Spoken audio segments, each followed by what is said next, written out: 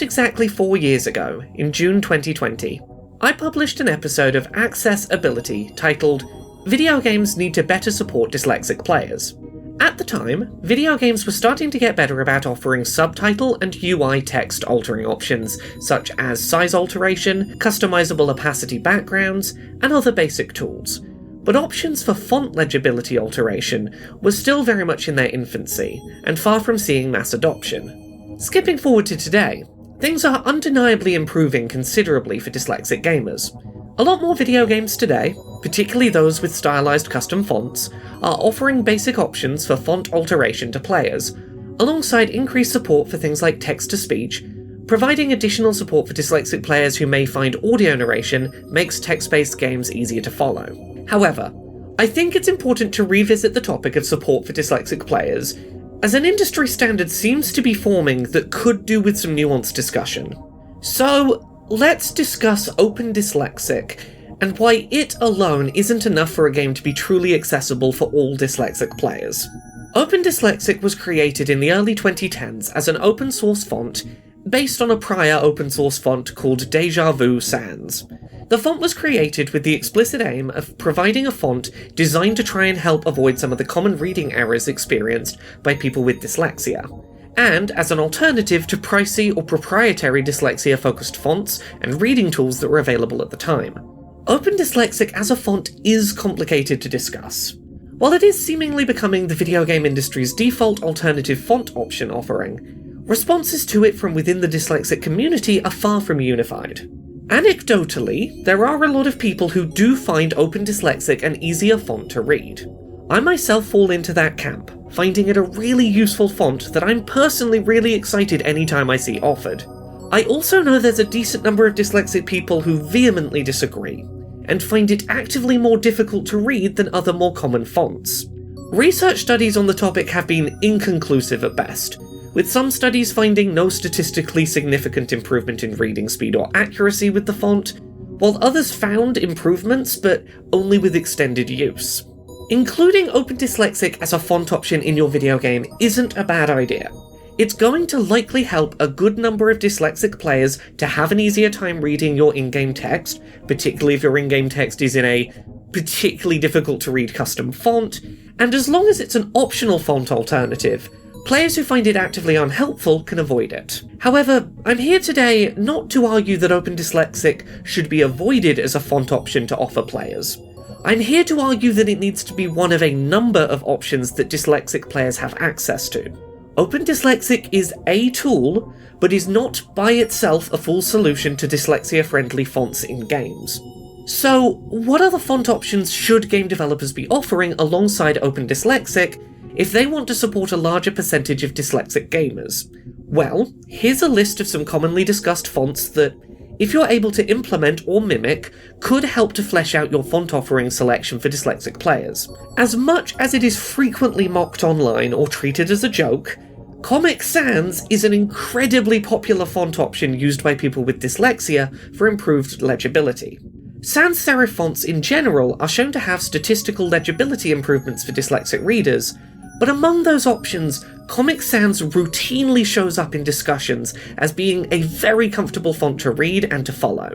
I'm bringing Comic Sans up first in this discussion because, throughout my polling of people on this topic, it was by far the most commonly suggested font choice that was found to help dyslexic readers. Additionally, many people with dyslexia report finding that monospace fonts, where each alphanumeric character takes up a fixed and consistent amount of space, rather than being a variable width per character, are easier to read due to the separation between letters and the consistency of spacing that's provided.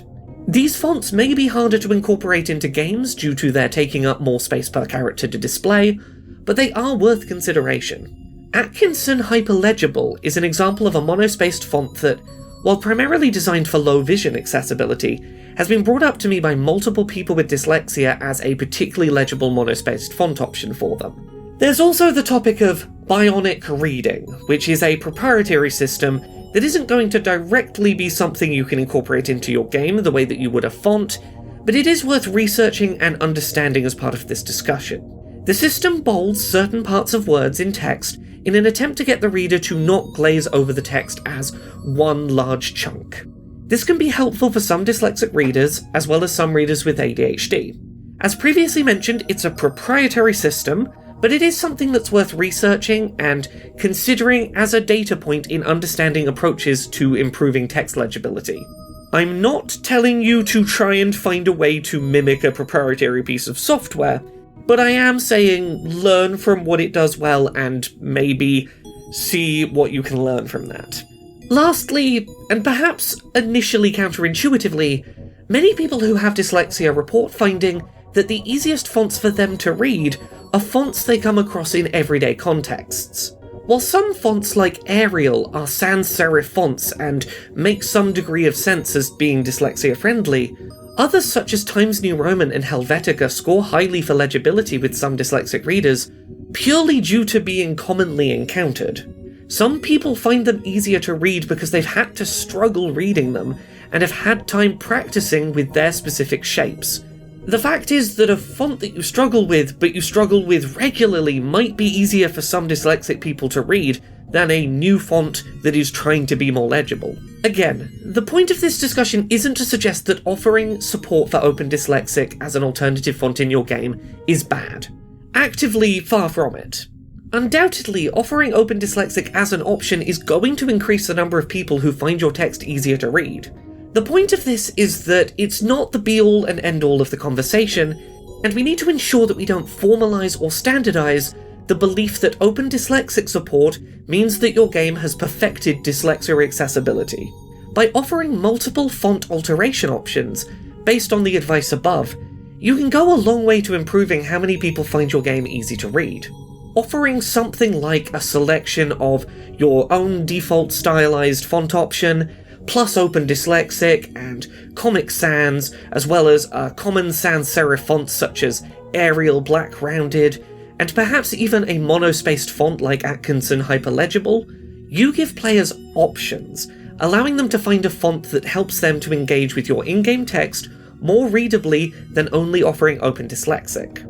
I realise I'm not purely talking about open source fonts here, and there are going to be some costs involved, and I recognise there will be additional testing that needs to take place to make sure all these new fonts fit and make sense in the game, but this is the gold standard that we should maybe be looking toward, rather than thinking that OpenDyslexic is the finish line.